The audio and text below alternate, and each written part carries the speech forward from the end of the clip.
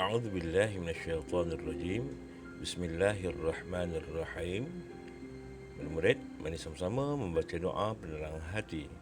Bismillahirrahmanirrahim. Allahumma aftah alaina hikmataka wanshur alaina min khazaini rahmatika ya arhamar rahimin. Rabbi shrah li sadri wa yassir li amri wahlul 'uqdatam min lisani yafqahu qawli. Sallallahu ala sayyidina Muhammad wa ala alihi wa sahbihi wa sallam. Walhamdulillahi rabbil alamin. Murid-murid, kita sambung pembelajaran tauhid kita di muka surat 19. Baik, murid boleh baca bersama-sama dengan ustaz ya. Okey, kita sedia 1 2 mula. Pelajaran 2. Bahagian sifat yang wajib bagi Allah Ta'ala.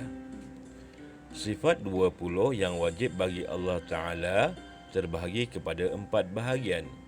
1. Sifat nafsiyah, dinamakan juga sifat thubutiyah. Yang sifat yang disandarkan kepada zat itu sendiri dan bukan kepada yang lain. Yang kedua, sifat salbiyah, dinamakan juga sifat adamiyah, yakni sifat yang menafikan kekurangan bagi zat dan sifat Allah Ta'ala. Yang ketiga, sifat ma'ani, dinamakan juga sifat wujudiyah, yakni sifat yang tetap ada pada zat Allah Ta'ala.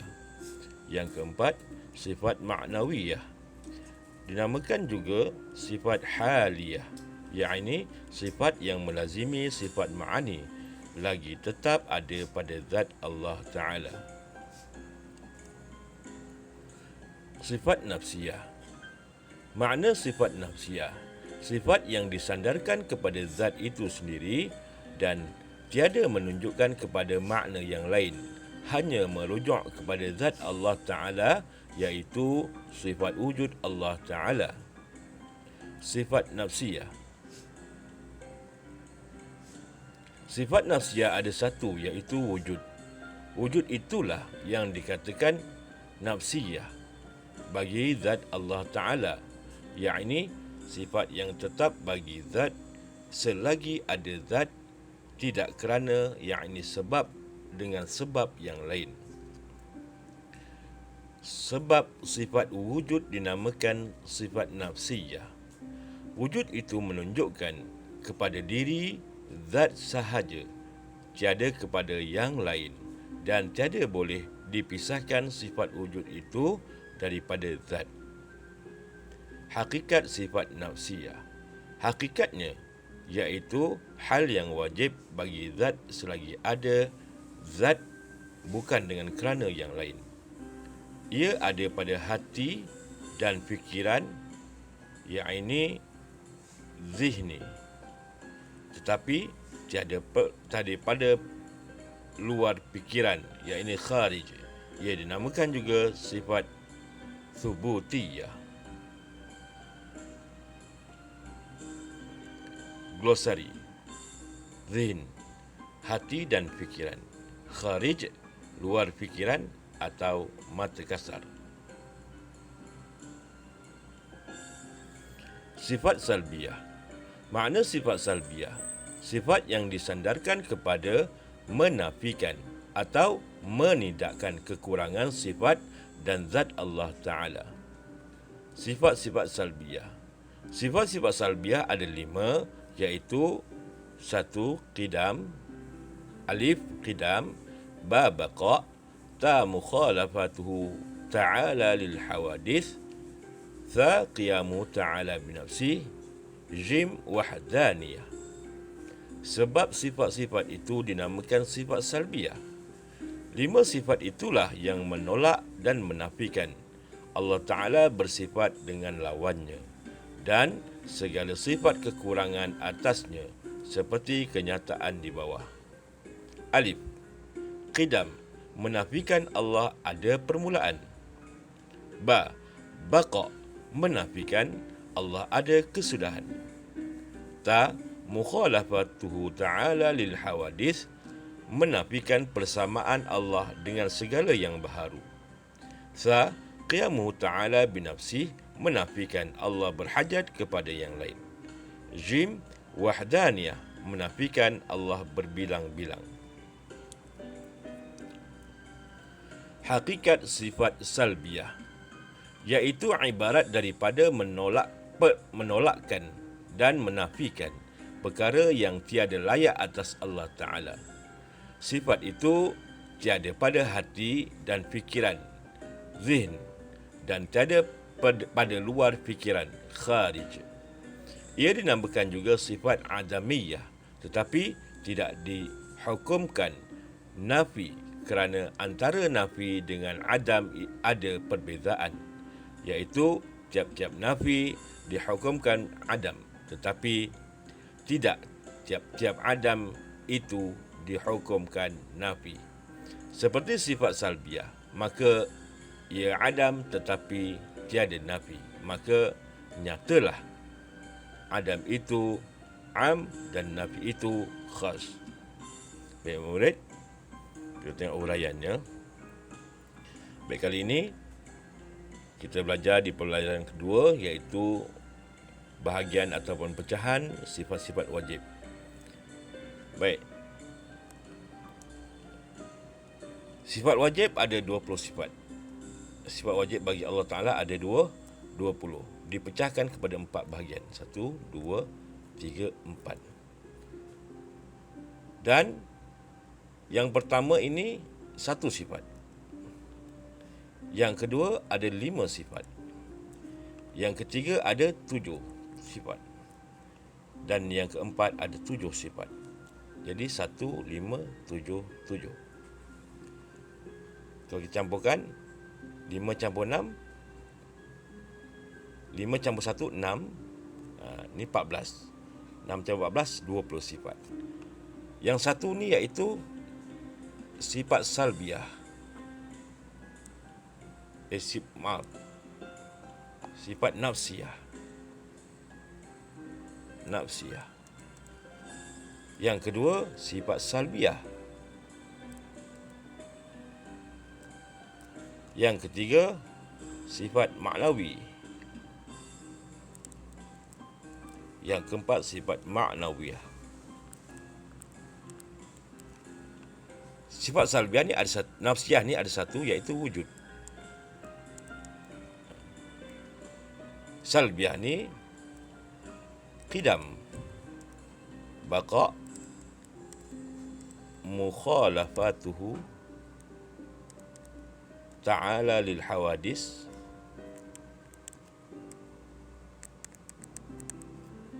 qiyamuhu ta'ala binafsi, 1, 2, 3, 4, 5. Wahdaniyah.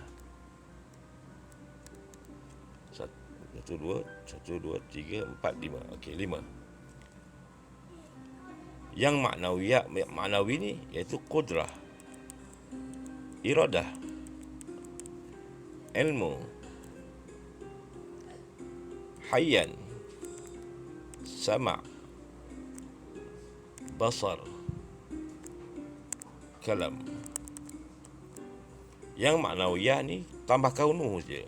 Kaunuhu qadiran, kaunuhu muridan, kaunuhu aliman, kaunuhu hayyan, kaunuhu sami'an, kaunuhu basiran. Jadi ini pecahan dia. Nafsiyah, salbiyah, maknawi, maknawiyah. Ya. Baik, kita teruskan. Jadi sifat nafsiyah, sifat 20 yang wajib bagi Allah Ta'ala terbagi kepada 4 bahagian. Yang pertama, sifat nafsiyah. Yang kedua, sifat salbiyah. Yang ketiga, ma'ani. Yang keempat, maknawiyah. Sifat nafsiyah ni dinamakan juga sifat thubutiyah. Iaitu sifat yang disandarkan kepada zat sendiri dan bukan kepada yang lain. Nanti kita tengok uraiannya. Kalau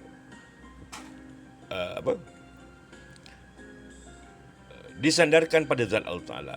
Zat Allah Ta'ala yang bersandar betul-betul, iaitu sifat yang pertama, wujud. Wujud ni tak ada lain. Dia bersandar hanya pada zat Allah Ta'ala, tidak pada perkara yang lain. Sifat yang disandarkan kepada zat itu sendiri, ni zat Allah Ta'ala, sifat ni bersandar pada zat Allah sendiri dan bukan kepada yang lain, dan wujud ni tak ada pada perkara lain. Baik. Sifat salbiah pula ada 7 tadi, iaitu disebut juga sifat adamiah. Sifat adamiah ni dia menafikan tentang kekurangan Allah Ta'ala. Sifat salbiah dia menafikan kekurangan. Sebab itu sifat ini kita tengok dia ada 5 sifat.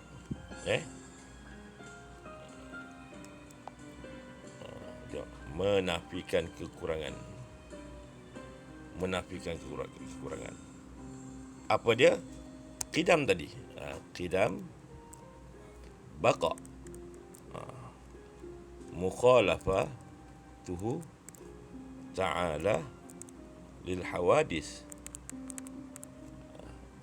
qiyamuhu ta'ala binafsi, wahdaniyah.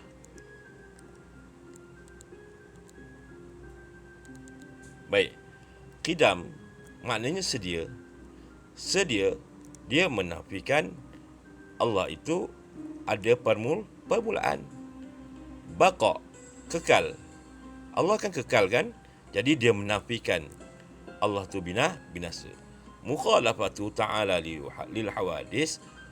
Allah ini tidak sama dengan yang baru. Menafikan Allah sama yang baru. Baik, qiyamu ta'ala, berdiri Allah Ta'ala dengan sendirinya, dia menafikan Allah memerlukan orang lain. Wahdaniyah, Allah itu tunggal.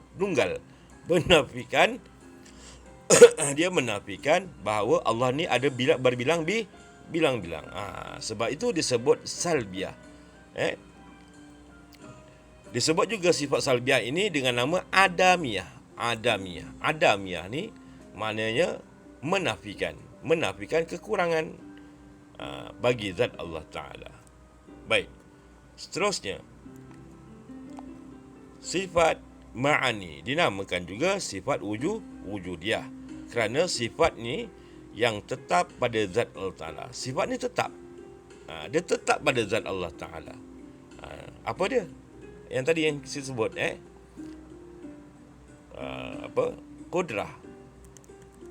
Kudrah ni tetap pada Allah Ta'ala. Tetap. Allah ni berkuasa. Apa makna kudrah? Allah maha berkuasa. Dia tetap pada Allah Ta'ala. Dia tak akan lagi pun. Kemudian iradah. Allah berkehendak. Dia akan tetap pada Allah Ta'ala. Tak ada siapa boleh paksa Allah Ta'ala. Ilmu. Allah sentiasa berilmu. Dia tetap pada zat Allah Ta'ala. Tetap pada zat Allah Ta'ala. Yang tadi ini menafikan, yang ini tetap. Hayyan. Allah ni hidup. Dia tetap pada zat Allah Ta'ala. Sama'. Allah ni mendengar. Dia tetap pada zat Allah Ta'ala. Basar. Allah ni melihat. Dia tetap pada zat Allah Ta'ala. Kalam. Pun sama. Dia tetap pada zat Allah Ta'ala. Baik. Kemudian yang sifat ma'nawiyah ni pula, dia ni melazimi sifat ma'ani. Sifat ni. Ma'nawiyah dia melazimi sifat ma'ani ni. Lebih kurang sama, cuma tambah kaunuhu saja. Kalau kudrah jadi kaunuhu qadiran. Yang ni kaunuhu muridan. Lebih kurang sama, melazimi sifat ma'ani lagi tetap ada pada zat Allah Ta'ala. Dia penguat kepada sifat ma'ani ni.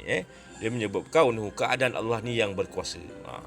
Ini dah tahu, kita tahu Allah berkuasa, tapi nak sebut lagi penguat kepada sifat ma'ani. Allah itu keadaan dia yang berkuasa. Baik, kita sambung. Baik, huraian tentang sifat nafsiyah pula ni. Baik. Makna sifat nafsiyah, nafsiyah kan, nafsi itu apa? Sendiri. Nafsi ni sendiri. Sifat yang disandarkan pada zat Allah Ta'ala. Disandarkan pada zat. Sifat ni disandarkan. Sifat apa ni? Sifat wujud. Sifat wujud. Wujud ni sandar pada zat Allah Ta'ala. Zat Allah Ta'ala itulah wujud. Adanya zat adalah wujud. Kan? Wujud itu adanya pada zat. Kepada zat itu sendiri dan tiada menunjukkan kepada makna lain. Dia tak ada cerita lain. Dia tak ada kerja lain. Dia cuma menunjukkan pada zat saja. Wujudnya zat Allah Ta'ala tu wujud. Zat Allah Ta'ala wujud. Bila sebut-sebut Allah Ta'ala dia ada zat, kan? Baik, zat Allah Ta'ala ni wujud. Ada, menunjukkan zat Allah Ta'ala ni ada. Kalau sifat wujud tak ada, maka zat Allah Ta'ala pun tak ada. Jadi mustahil. Ini adalah mustahil. Sebab Allah Ta'ala itu ada zat, maka ada wujud. Jadi sifat wujud ini, dia bersandar betul-betul pada zat Allah Ta'ala. Tidak kerana yang lain. Baik. Dan tiada menunjukkan kepada makna lain, hanya merujuk kepada zat Allah Ta'ala, iaitu sifat wujud. Allah Ta'ala wujudnya ni, wujud sifat ini, iaitu betul-betul menceritakan tentang zat Allah Ta'ala yang wujud. Sifat ni tidak dimaknakan dengan yang lain. Berbeza dengan sifat-sifat yang lain. Baik. Sifat wujud, lagi sekali, sifat wujud ni, iaitu pada makna sifat salbiah pecahan yang pertama, nafsiyah ni, itulah sifat wujud. Dia bersandar pada zat Allah Ta'ala. Wujud ini pula, dia tidak merujuk kepada cerita yang lain. Dia cuma merujuk kepada zat Allah Ta'ala sahaja. Baik, teruskan. Sifat nafsiyah pula. Sifat nafsiyah ada satu. Wujud itulah yang dikatakan nafsiyah. Bersendiri. Kan? Wujud ni bersendiri. Wujud inilah nafsiyah. Bagi zat Allah Ta'ala, yakni sifat yang tetap bagi zat. Selagi ada zat, tidak kerana sebab dengan sebab yang lain. Adanya zat, sebab tu adanya wujud. Bukan dengan sebab lain. Bukan kerana sebab lain. Sebab ada zat, ada wujud. Wujud ini menunjukkan wujud adanya zat. Dia macam gitu. Kemudian, sebab sifat wujud dinamakan sifat nafsiyah. Kerana apa? Wujud itu menunjukkan kepada diri zat sahaja. Tiada kepada yang lain. Dan tiada boleh dipisahkan sifat wujud itu dengan zat.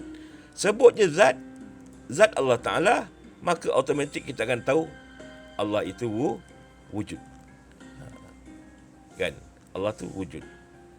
Kalau kita tak nak sebut sifat, maka wujud ni takkan wujud. Mustahil. Kan? Benda ni mustahil. Sebab tu kita sebut zat je, maka dia wujud. Allah Ta'ala tu wujud.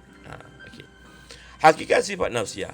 Hakikatnya, iaitu hal yang wajib bagi zat selagi ada zat, bukan dengan kerana yang lain. Ia ada pada hati dan fikiran. Yang ini zihnu, tetapi tiada pada luar fikiran kharij. Ia dinamakan juga sifat thubutiyah. Sabit. Thubutiyah ni sabit. Bila sebut zat, maka adalah sifat wujud Allah Ta'ala. Dia dalam satu.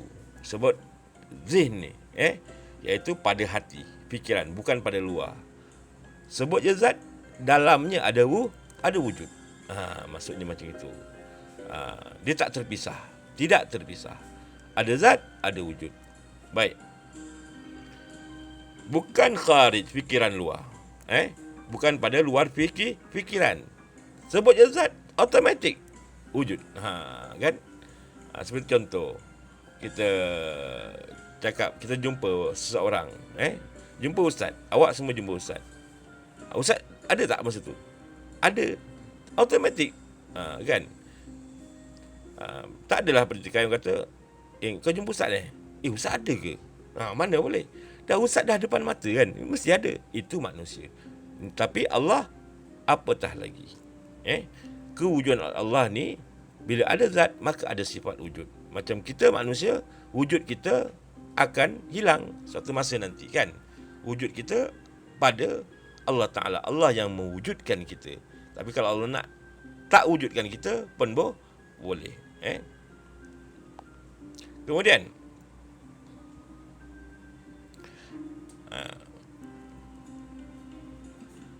sifat salbiah pula. makna sifat salbiah. Sifat yang disandarkan kepada menafikan atau menidakkan. Kan tadi kita cakap menafikan ataupun menidakkan. Menidakkan. Sifat salbiah ni dia menafikan dan menidakkan. Menidakkan apa? Ni. Menidakkan kekurangan sifat dan zat Allah Ta'ala. Sifat dan zat Allah Ta'ala. Menafikan, menidakkan kekurangan sifat dan zat Allah Ta'ala. Apa sifat-sifatnya yang kita sebut tadi? Sifat salbiah ada 5. Qidam, baqa', mukhalafatu ta'ala lil hawadis, qiyamu ta'ala binafsih, wahdaniyah. Baik. Sebab sifat-sifat ini dinamakan sifat salbiah kerana apa? 5 sifat itulah yang menolak. Dia menolak, dia menafikan. Allah Ta'ala itu bersifat dengan lawannya, iaitu sifat kekurangan. Dan segala sifat kekurangan atasnya seperti kenyataan di bawah. Yang tadi kita sebut, qidam, dia menafikan Allah ni ada permulaan. Apa makna qidam? Sedia. Sedia apa? Sedia ada. Allah dah sedia ada. Sejak bila? Tak ada sejak-sejak. Dah ada. Dulu tak ada cerita dulu. Dah ada. Tak ada masa Allah tak ada. Maka menafikan yang Allah ni ada permulaan. Boleh fikir? Tak boleh fikirlah. Tak ada. Kita tak ada kemampuan. Yang kita kena tahu Allah ni tiada permulaan. Kita tahu Allah tiada permulaan. Dah cukup.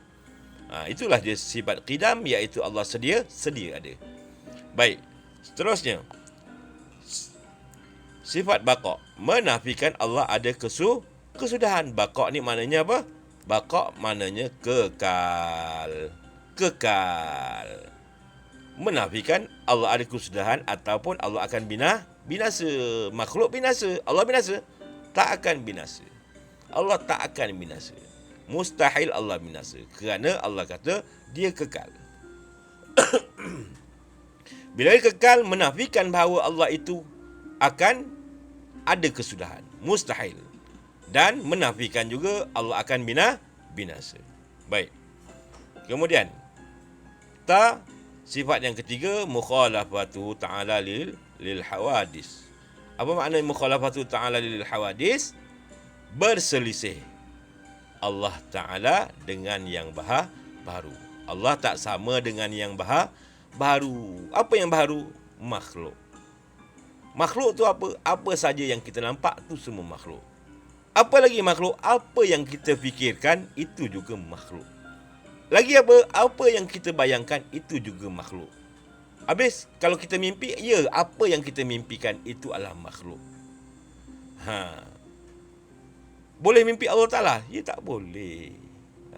Kerana apa yang kita mimpi, apa yang kita lihat, apa yang kita ilham, apa yang segala-galanya, itu adalah makhluk. Jadi boleh bayangkan Allah Ta'ala tak? Ya, tak boleh. Tak boleh bayangkan Allah Ta'ala. Kerana Allah Ta'ala bukan makhluk. Apa yang kita bayangkan itu semuanya makhluk. Mustahil Allah ini boleh dibayangkan. Tak boleh.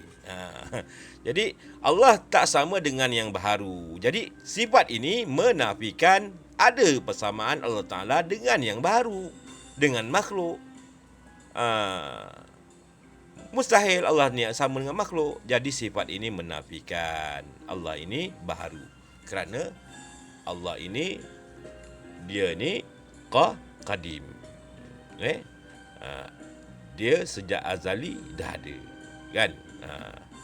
Baik. Seterusnya,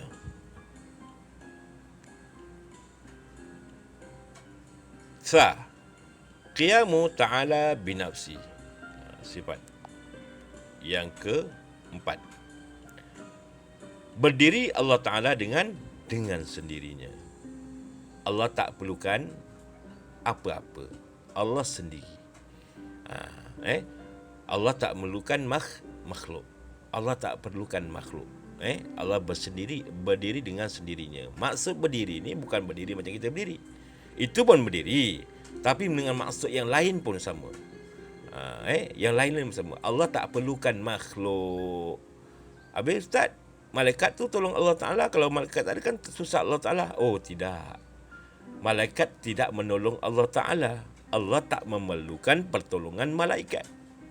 Allah tak memerlukan pertolongan kita. Allah tak perlukan doa kita. Tak perlu semua. Kerana kita doa untuk siapa? Kita doa untuk diri kita sendiri. Allah tak perlukan itu semua. Jadi Allah berdiri dengan sendirinya. Kalau tak ada makhluk kat dunia ini pun, satu pun tak ada pun, Allah tak heran pun. Sikit pun tidak ada. Yang perlukan Allah Ta'ala kita. Disebut dalam Al-Quran, Qul huwallahu ahad, Allahus samad. Allahus samad. Allah tempat bergantung. Kita yang memerlukan Allah yang bersifat as-samad ni. Allahus samad. Kita yang bergantung pada Allah Ta'ala. Macam mana kita bergantung pada Allah Ta'ala? Allah bagi kita nafas. Cuba Allah tarik nafas tu. Apa jadi pada kita? Ya, kita mati. Kita boleh berdiri, Allah bagi kaki. Kaki tu Allah kuatkan. Allah letak tulang. Dan Allah bagi kita berdiri dengan tegak. Tu dia kan. Tapi cuba, kita dah ada tulang, ada kaki, sihat walafiat ni, kaki, tapi tak boleh berdiri. Boleh tak? Boleh. Tengok orang-orang yang lumpuh. Kan, kaki dia ada. Tulang dia ada. Darah dia ada, tapi lumpuh. Allah tidak berkehendak untuk dia berdiri. Kan? Jadi Allah ni dia berdiri dengan sendiri. Dia tak perlukan makhluk dia. Baik. Seterusnya, sifat wahdaniyah. Wahdaniyah maknanya tunggal. Esa. Allah ni tunggal, esa. Menafikan bahawa Tuhan Allah ni berbilang-bilang. Ada tak sama dengan Allah Ta'ala yang belum lawan Allah? Ya tak ada. Semuanya makhluk. Kan? Habis dewa-dewa tu, dewa pun makhluk. Jin-jin makhluk. Setan makhluk. Iblis makhluk. Apa saja yang kita lihat, apa yang kita cakap, apa yang kita lihat, semuanya makhluk kecuali Allah Ta'ala. Habis Ustaz, kalau kita bayangkan pun tak boleh membayangkan Allah Ta'ala. Kerana apa yang kita bayangkan adalah makhluk. Mustahil kita dapat bayangkan Allah Ta'ala. Baik, seterusnya kita sambung. Baik, hakikat sifat salbiah, iaitu ibarat daripada menolakkan dan menafikan perkara yang tiada layak atas Allah Ta'ala. Kan tadi, perkara yang tak layak, menafikan, menolak perkara yang tidak layak bagi Allah Ta'ala. Apa yang tak layak? Allah sama yang baru. Ia tak layak. Jadi sifat ini menafikan. Sifat itu tiada pada hati dan fikiran, yakni zin. Dan tiada pada luar fikiran. Dalam hati, fikiran pun tak ada, luar fikiran pun tak ada. Ia dinamakan juga sifat adamiyah, tetapi tidak dihukumkan nafi. Dia bukan sifat nafi, tapi disebut adamiyah. Kerana antara nafi dan adam ada perbezaan. Iaitu tiap-tiap nafi dihukumkan adam, tetapi tidak tiap-tiap adam itu dihukumkan nafi. Seperti sifat salbiah, maka ia adam, tetapi tiada nafi. Maka nyatalah adam itu am dan nafi itu khas. Baik, adam ni bahasa Arab, nafi pun bahasa Arab. Adam ni tiada, ketiadaan. Nafi ni menafikan, cuma menafikan. Adam tu tiada. Sebab tu disebut sifat adamiyah. Adamiyah ni meniadakan, ataupun menafikan, menolak. Sifat-sifat yang berlawanan pada Allah Ta'ala. Jadi kalau nafi saja dia tak kuat, Adam ni lagi kuat. Kerana Adam ni makna umum. Nafi ni cuma menafikan, kadang-kadang tak nafi. Adam ni terus menolak. Automatik tolak terus. Adam ni tak ada semua, tak ada. Sebab tu kata ibarat sifat salbiah ni, sifat salbiah ni macam apa? Qidam baqa, dia terus adamiyah, menolak yang Allah itu, kalau kudrat apa, kalau apa, qidam tu Allah tu sedia, maka dia meniadakan sifat yang Allah ada permulaan. Macam tu. Sebab tu Adam tu tiada, sebut tiada, bukan nafi. Baik.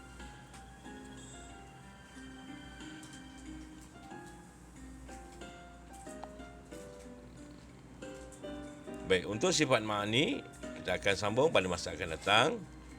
Untuk itu, wabillahi taufiq wal hidayah. Wassalamualaikum warahmatullahi wabarakatuh.